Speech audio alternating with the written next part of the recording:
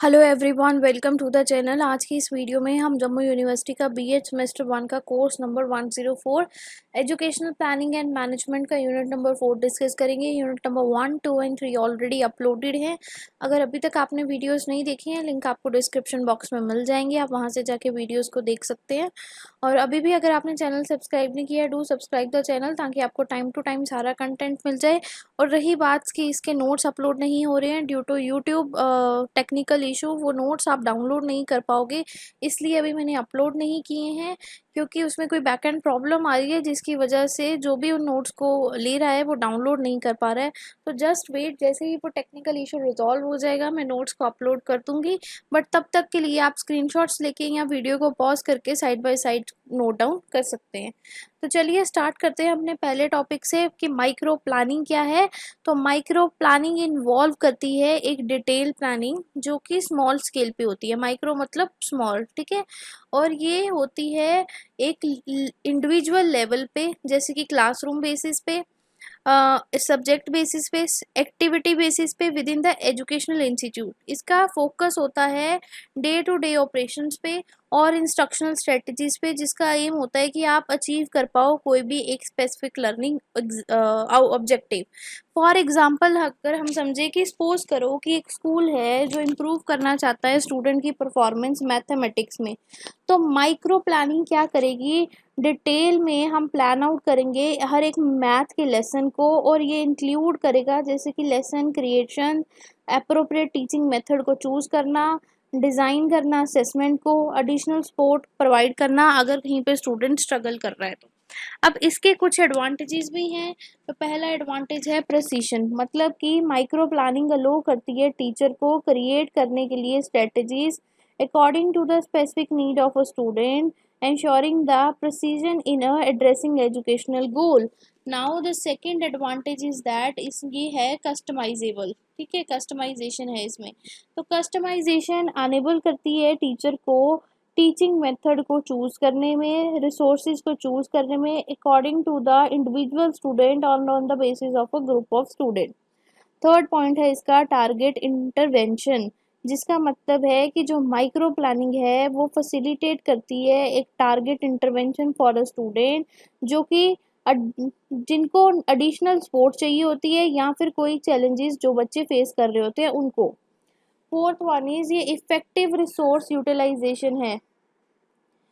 ये फोकस करता है स्पेसिफिक एरिया में, जैसे कि रिसोर्सेज टाइम के पॉइंट ऑफ व्यू से, मटेरियल पॉइंट ऑफ व्यू से, पर्सनल पॉइंट ऑफ व्यू से, जो कि एलोकेट हो सके efficiently. Fifth one is continuously improvement, detail planning allow करती है ऑनगोइंग असेसमेंट और एडजस्टमेंट, जिससे कंटिन्यूसली इम्प्रूव किया जा सके teaching method and the learning outcome. Six one is enhance teacher preparedness, ठीक है, प्री प्रिपेयरनेस, ठीक है। टीचर जो होते हैं वो बेटरली खुद को प्रिपेयर कर सकते हैं ताकि वो एड्रेस कर सके different needs of a different student, जबकि जब वो एंगेज करें इन द माइक्रो प्लानिंग, ठीक है, when they engage in a micro planning. Increase student engagement by creating the lessons according to the need and the interest of a students। जो student की engagement और motivation होती है वो भी engage होती है। और मेजरेबल प्रोग्रेस, ये माइक्रो प्लानिंग है, ये अनेबल करती है टीचर को एक क्लियर ऑब्जेक्टिव बनाने के लिए, जिसको हम ट्रैक भी कर सके कि वो ठीक ढंग से प्रोग्रेस कर रहा है कि नहीं। जैसे कि माइक्रो प्लानिंग होती है वैसे हमारे पास मैक्रो प्लानिंग होती है। मैक्रो मतलब कि ब्रॉडर चीज, बड़ी चीज, ठीक है। ये होती है हायर लेवल ऑफ प्लानिंग, जिसका काम होता है एंटायर एजुकेशनल इंस्टीट्यूशन के इवॉल्व करना अराउंड, ठीक है। इसका फोकस होता है लॉन्ग टर्म गोल्स पे काम करना, पॉलिसीज पे काम करना, स्ट्रेटेजीज पे काम करना, जो एजुकेशनल आउटकम को इम्प्रूव करे मल्टीपल लेवल्स पे। फॉर एग्जाम्पल, एक स्कूल है या फिर एक स्कूल डिस्ट्रिक्ट है जो चाहती है इम्प्रूव करना overall literacy rate among it's student, तो माइक्रो प्लानिंग क्या करेगी, इन्वॉल्व करेगी डेवलप करना वो स्ट्रेटजीज, वैसा करिकुलम, वो टीचर ट्रेनिंग प्रोग्राम, वो कम्युनिटी पार्टनरशिप जो कि literacy across the different school that are in districts को प्रमोट करे, ठीक है। अब इसके एडवांटेजेस हैं जैसे कि स्ट्रेटेजिक विजन, सबसे पहले माइक्रो प्लानिंग प्रोवाइड करती है एक strategic vision for the entire educational system, aligning the resource efforts towards the common goal. Second इसकी एडवांटेज होती है सिस्टमेटिक चेंज लेके आना, ये फैसिलिटेट करती है सिस्टमेटिक चेंज जो इम्पैक्ट करती है किसको, पूरे एजुकेशनल इंस्टीट्यूशन सिस्टम को, जिससे क्या होता है सिग्निफिकेंटली और सस्टेनेबल इम्प्रूवमेंट्स होती हैं। थर्ड होता है resource allocation, macro planning help करती है प्रायोरिटाइज करने में resource allocation based upon the achievement of the goals and the priorities, कहाँ पे किस रिसोर्स को पहले पहुँचाना ज़्यादा नीडफुल है। The fourth one is the policy development, ये अनेबल करती है development of the policies and the guidelines जो गाइड करते हैं डिसीजन मेकिंग में various different levels of educational system में। Fifth one is the coordination and the collaboration, जो micro planning होती है वो क्या करती है, क्रिएट करती है कोऑर्डिनेशन और कोलैबोरेशन डिफरेंट गवर्नमेंट एजेंसीज में, स्कूल्स में, टीचर्स में, कम्युनिटीज़ में, स्टूडेंट्स में, एजुकेशनल प्रोफेशनल्स में। Long term sustainability, by focusing on the long term goals and strategies, जो माइक्रो प्लानिंग होती है वो सस्टेनेबिलिटी इन एजुकेशन को प्रमोट करती है। इक्विटी एंड असेस, एड्रेस करना issue of equity and access by ensuring that educational opportunities are available to all the student regardless of the background and the location. The eighth one is quality insurance, macro planning include करती है वो process जो quality insurance और accountability दे सके, ताकि आप ensure कर सको कि जो एजुकेशनल स्टैंडर्ड है वो सारे मीटअप हो रहे हैं और प्रॉपरली सारी चीज़ें मेंटेन होकर चल रही हैं। Now the next topic is cluster resource centre, CRC जिसको हम बोलते हैं, ये इस्टेब्लिश होता है क्लस्टर लेवल पे, जहाँ पे 5 से 10 स्कूल्स का ग्रुप बनता है एक जोग्राफिकल एरिया के ऊपर। यहाँ पे सर्व की जाती है sport hubs for the school, जहाँ पे प्रोवाइड करते हैं resources, training, guidance to teacher and the school administrator. इसका रोल होता है सबसे पहले टीचर ट्रेनिंग देना, ये रेगुलर टीचर ट्रेनिंग प्रोग्राम्स और वर्कशॉप्स कराते हैं टीचर्स के लिए, ताकि वो अपनी पैडागॉगिकल स्किल्स, अपनी सब्जेक्ट की नॉलेज और क्लासरूम मैनेजमेंट टेक्निक्स को सीख सके। इसमें ट्रेनिंग सेशंस होते हैं जो क्रिएट किए जाते हैं to address the specific needs of teachers within the cluster. For example, आपकी सिटी में एक छोटा सा जगह है, एक एक कहते हैं ना, एक छोटी सी लोकेलिटी है, वहाँ पे 5 से 10 स्कूल्स हैं। नाउ वहाँ पे प्रॉब्लम है कि वहाँ पे लाइट और पानी नहीं है, तो ये भी एक स्कूल की मेजर इशू है। तो उन जब चीज़ों को हम क्लस्टर लेवल पे डिस्कस करते हैं तो उस चीज़ पे क्या होता है, हमारा is a cluster resource centre. Second point is resource distribution, CRC क्या है, वो सर्व करता है as a distribution centre for educational material, like कि कहाँ टीचिंग एड्स देने हैं, कौन से रिसोर्सेज देने हैं। उनका काम होता है इंश्योर करना कि सबको इक्वली एसेस मिले रिसोर्सेज की, जो हाँ जितने भी स्कूल हैं क्लस्टर्स में, चाहे वो किताबें हों, चाहे वो लर्निंग मटेरियल हो, चाहे वो किसी भी तरह के ऑडियो विजुअल एड्स क्यों ना हो। Third thing is the monitoring and evaluation, CRC बहुत इंपॉर्टेंट रोल प्ले करती है मॉनिटर करने के लिए academic progress of a student and the performance of a school within the cluster. वो कलेक्ट करते हैं data on attendance, enrolment and learning outcome, ताकि वो आइडेंटिफाई कर सके एरियाज को for improvement and support. Fourth one is a curriculum implementation, जो CRC है वो फैसिलिटेट करती है क्या, effective implementation of a curriculum guidelines and educational policies with in the cluster. वो प्रोवाइड करती है गाइडेंस टीचर्स को on a curriculum planning, lesson designing and the instructional strategies aligned with the national or the state standard. Fifth one is a parent and a community engagement. CRC promote करती है active involvement of a parent and community member in the educational process. वो organise करती है meeting, awareness programme, community outreach initiatives, ताकि create किया जा सके collaboration और support for the education. Sixth one is the innovation and the best practices, जो CRC है वो सर्व करती है as a hub for sharing best practices, innovative techniques, method, successful educational initiative, जो ताकि वो फैसिलिटेट कर सके कोलैबोरेशन और knowledge exchange among the teachers and the school within the cluster. अब इसके कुछ एडवांटेजेस भी हैं। सबसे पहले ये लोकलाइज सपोर्ट है, तो ये क्रिएट करती है support to the group of school जो नियर बाय हैं, उनकी एड्रेस करती है स्पेसिफिक नीड्स को इफेक्टिवली। सेकंड है कि बेटर टीचिंग प्रोवाइड करते हैं, ट्रेनिंग प्रोवाइड करते हैं, रिसोर्सेज प्रोवाइड करते हैं टीचर्स को ताकि वो अपने टीचिंग मेथड्स को, स्टूडेंट लर्निंग को इम्प्रूव कर सकें। Third is the sharing of resource, ये इंश्योर करते हैं कि सभी स्कूल्स को इक्वली सारी चीज़ों की अवेलेबिलिटी हो, रेगुलरली चीज़ों को मॉनिटर किया जाता है, स्कूल्स की और बच्चों की प्रोग्रेस पे ध्यान दिया जाता है और अगर कोई प्रॉब्लम हो उसको एड्रेस किया जाता है। Fifth one is a community engagement, encourage करते हैं पेरेंट्स को, कम्युनिटी मेंबर को, ताकि वो भी इन्वॉल्व हों स्टूडेंट की एक्टिविटीज़ में और एक सपोर्टिव लर्निंग एनवायरनमेंट क्रिएट हो बच्चे के लिए।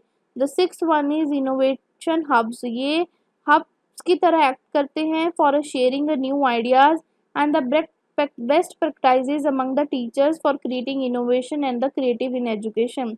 Seventh is responsive to need, वो क्विकली रिस्पॉन्ड करते हैं according to the change of need of a school within the cluster और प्रोवाइड करते हैं उनको टाइमली सपोर्ट और गाइडेंस।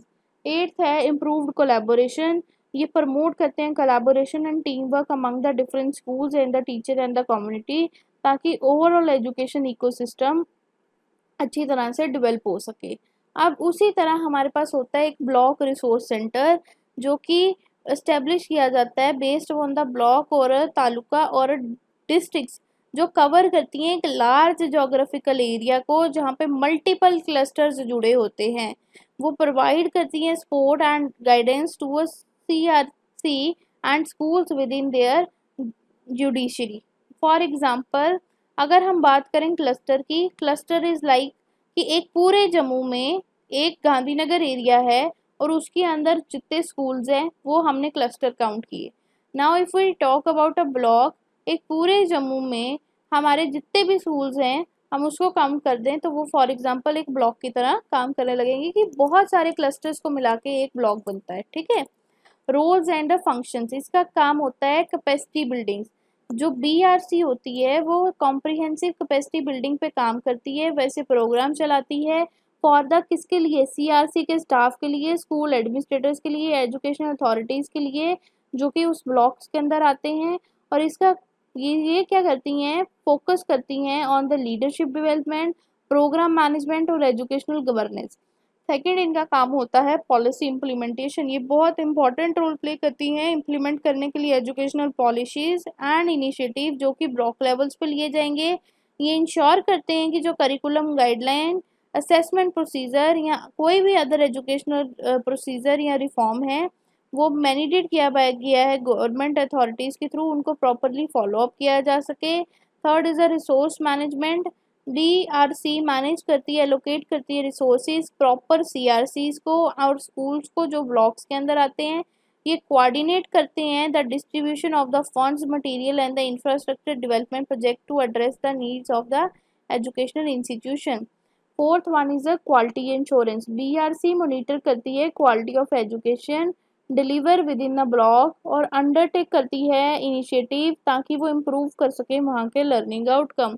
इनका काम होता है कंडक्ट करना school inspections, classroom observation, academic audits और असेस करना performance and identify area of improvement. Fifth one is research and development, BRC engage होती है रिसर्च और डेवलपमेंट एक्टिविटीज़ में।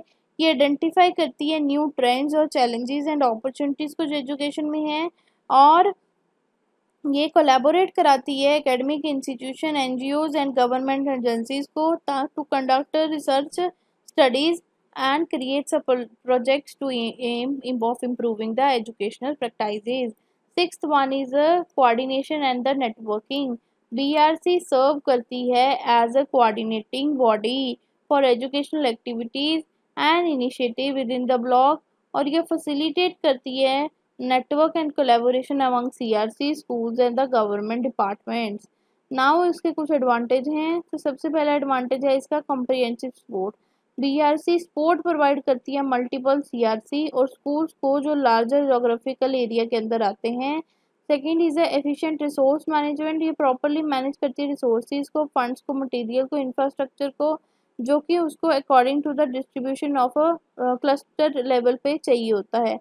The next thing is a policy implementation पे काम करती है, रिफॉर्म करती है पॉलिसीज़ को ब्लॉक लेवल पे, ताकि वो प्रमोट कर सके कंसिस्टेंसी एजुकेशन सिस्टम के अंदर।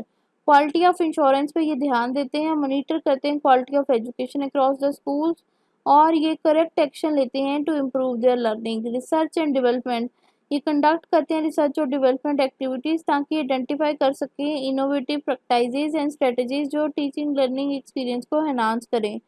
कोऑर्डिनेशन हब, ये सर्व करते हैं as a central coordination hub for educational activities and initiative, ताकि वो क्रिएट कर सके collaboration among the CRCs। Capacity building, BRC provide करती है ट्रेनिंग और capacity building for the CRC staff.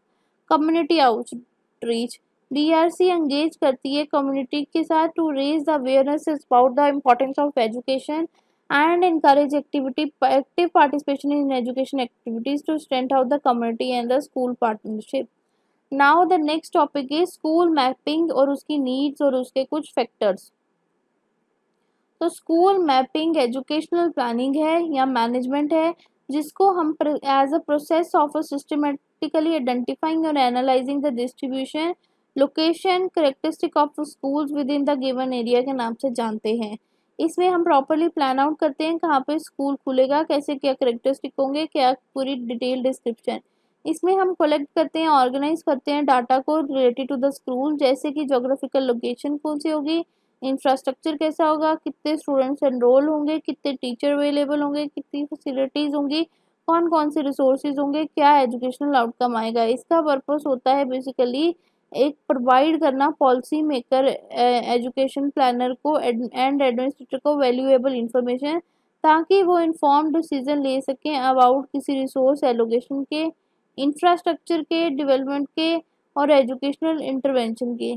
By visually representing the distribution of the schools and analyzing their characteristics, जो हमारे stake holders हैं उन्होंने आइडेंटिफाई किया है एरियाज जहाँ पे नीड की ज़रूरत है और गैप्स हैं जो हमारे एजुकेशन में, और उनको इम्प्रूव किया है।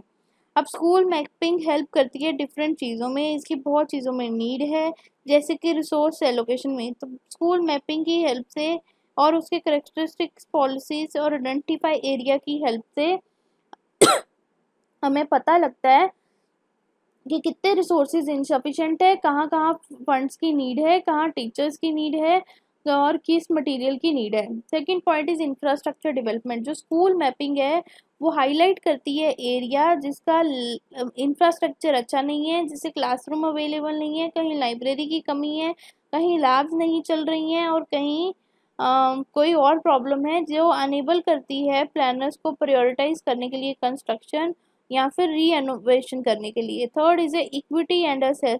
मैपिंग रिवील करती है disparities in educational access and qualities among the different regions, ताकि आपको पता लगे कि कहाँ पे किस चीज़ की कमी है, कौन सा टूल कहाँ अवेलेबल नहीं है। The fourth one is a emergency preparedness. School mapping help करती है स्कूल की लोकेशन से और फैसिलिटीज़ के तरफ से, कि ताकि आप इमरजेंसी में प्रिपेयर रह सको पहले से और रिस्पॉन्स कर सको as soon as possible in the disasters. Fifth है ट्रांसपोर्टेशन प्लानिंग। अंडरस्टैंड करना किसी जोग्राफिकल डिस्ट्रीब्यूशन को ऑफ अ स्कूल हेल्प करता है ट्रांसपोर्टेशन प्लानिंग रूट्स में फॉर अ स्टूडेंट, ताकि उनको रूरल एरिया से रिमोट एरिया से बच्चों को आने की दिक्कत ना हो। अब हैं इसके कुछ एडवांटेजेस। ये पहली बात हेल्प करती है फाइंड करने के लिए कि वेयर स्कूल्स आर, ताकि कहाँ स्कूल्स होंगे, कहाँ किस एरिया में स्कूल होंगे, ताकि पीपल को पता हो कि where to go to the school. Second point है ये बताती है show what each school has. बताओ कि हर एक स्कूल में क्या है, like how many classroom, how many computer labs, how many books, how many laboratories, this kind of thing. Third इसे ये हेल्प करती है डिसाइड करने के लिए more about the schools are needed. By looking at the map we can't C if there are area without enough school, ठीक है, then we can build the new ones there. तो ये जानने के लिए कोशिश करती है और क्या क्या फीचर्स अवेलेबल हैं। फोर्थ है इसमें डिस्कस करना where the more teacher are needful. जब हम देखते हैं कुछ प्लेसेस जहाँ पे बहुत सारे स्कूल होते हैं पर टीचर्स नहीं होती हैं, तो हमें वहाँ पर टीचर्स को ट्रांसफर्स करना पड़ता है, तो वो चीज़ें हमें स्कूल मैपिंग के थ्रू पता लगती हैं। हेल्प करना और मेक श्योर करना हर कोई have a chance to go to the school, ठीक है। अब देखना मैप के थ्रू कि किस एरिया में सबसे ज़्यादा किड हैं जो ईजिली स्कूल नहीं पहुंच पाते, देन उनके लिए कोई रास्ता ढूंढना जिससे वो स्कूल जा पाए। सिक्स्थ वन इज हेल्प करना प्रिपेयर करने के लिए इमरजेंसीज में। अगर हमें पता है जहाँ where all the school, if we know where all the schools are, it is easier to plan what to do there, ठीक है, इन इमरजेंसीज और something other happening. Helps to decide where to build, ठीक है, new school. If we want कि हम build करें कोई नया school, we can look at the map to find out the best place to build it, ठीक है। एथ वन है हेल्प कर रही है to make sure the school have what they need, ठीक है। ये by looking at the map we can see which schools need more things like books, text, playground. We can give them what they need to be better place to learn. अब इसके कुछ factors हैं। सबसे पहला factor है हमारा developing और monitor करना बजट को। बजट बहुत इंपॉर्टेंट चीज़ होती है, बिना बजट या बिना पैसे के आप कुछ नहीं हो, ठीक है। इसका मतलब होता है फिगर आउट करना कि कितना पैसा लगेगा स्कूल के ऊपर और कितना पैसा लगेगा उन चीज़ों को ट्रैक करने के ऊपर। सेकंड पॉइंट होता है जब आप कोई बजट बनाते हो तो स्कूल को बहुत बार सोचना पड़ता है अबाउट द थिंग्स कि वो आपको पे कैसे देगा, वो किताबें कैसे खरीदेगा, वो बिल्डिंग कैसे फिक्स करेगा, वो कैसे लैब चलाएगा, वो कैसे लेबोरेटरी चलाएगा, ठीक है। The next thing is that monitoring and budgeting means check करना रेगुलरली और मेक श्योर करना कि मनी जो यूज़ किया है वो प्रॉपरली यूटिलाइज भी हो रहा है या नहीं हो रहा। The second point is usage and the principle of making the budget. जब हम बजट बनाते हैं जो स्कूल होता है उसको सोचना होता है about what is most important, like के ग्रेड्स मैटर करते हैं या फिर हायर ग्रेड टीचर्स मैटर करते हैं या फिर इनफ बुक्स और सप्लाईज मैटर करती हैं। ये बहुत इंपॉर्टेंट है कंसिडर करना कि कितनी किताबें, कितना स्टाफ, कि क्या क्या हमारे को रिक्वायर्ड है। Next is the resources and financing education. Resource हैं जो वो हर एक चीज़ है स्कूल में जो हमें चाहिए स्कूल को चलाने के लिए, चाहे वो पैसा हो, चाहे वो टीचर हो, चाहे वो किताब हो, चाहे वो बिल्डिंग हो, ठीक है। अब फाइनेंस जो होती है वो हमें एक तरीका देती है to get the money and the school needs, like कि गवर्नमेंट की डोनेशन, गवर्नमेंट या फिर कोई फंडिंग एक्टिविटीज हमारी हेल्प करती हैं पे देने के लिए, बुक्स खरीदने के लिए। स्कूल को 100 बार सोचना पड़ता है कि how to get enough money to pay for everything they need. The next is the relationship between productivity and efficiency. जो प्रोडक्टिविटी है उसका मतलब होता है कि बहुत सारा काम करना with the resource you have, ठीक है। So it's like making sure the teacher are teaching a lot and the students are learning a lot. अब next thing is the efficiency is about using the resource wisely, ठीक है। जैसे कि make sure करना कि जो पैसे हैं वो जिस चीज़ों पे खर्च रहे हो वो क्या हो, वेस्ट ना हो, अननेसेसरी चीज़ें ना हो। द सिक्स्थ वन इज जब स्कूल प्रोडक्टिव और एफिशिएंट हो जाए then it can do a better job of teaching student and make the most of their resources. अब नाउ कि कैसे ये स्कूल मैपिंग फिट की जाएगी इन सब एरिया में, तो स्कूल मैपिंग बेसिकली हेल्प करती है बजट में। ये शो करती है कि कौन सा स्कूल कहाँ लोकेटेड है, उसके पास कौन से रिसोर्सेज हैं। ये हेल्प करती है इंफॉर्मेशन स्कूल की फिगर आउट करने में कि उनको कितना पैसा चाहिए और कहाँ कहाँ खर्चना है। ये बहुत इंपॉर्टेंट है आइडेंटिफाई करने में के लिए वो एरिया जहाँ पे रिसोर्सेज की इम्प्रूवमेंट की नीड है और हेल्प करने के लिए टीचर्स को ताकि वो बेटरली फैसिलिटेट कर सकें स्कूल्स को और स्कूल्स के रिसोर्सेज को, ताकि स्कूल्स को प्रायोरिटाइज किया जा सके। अंडरस्टैंड करना रिलेशनशिप बिटवीन प्रोडक्टिविटी और एफिशिएंसी हेल्प करती है स्कूल को यूज करने के लिए mapping data to allocate the resources more effectively and ensure that जहाँ पे मनी स्पेंड हुआ है वो भी इम्पैक्ट करेगा आगे जाके स्टूडेंट की लर्निंग को। The fourth one is monitoring the budget become easier जब स्कूल मैपिंग होती है, बिकॉज कि स्कूल ट्रैक कर सकता है कि जो स्पेंड उसने पैसे किए हैं डिफरेंट एरियाज पे, ठीक है, वो एफिशिएंटली यूज हो रहे हैं या नहीं हो रहे। Now the next and the last topic is a cost analysis. तो cost analysis education planning and management में एक एग्जामिनेशन है, एक एनालिसिस है एक्सपेंस की, एक कॉस्ट की, जो कि एक एजुकेशनल प्रोग्राम या इंस्टीट्यूट को चलाने के लिए काम आ रहे हैं।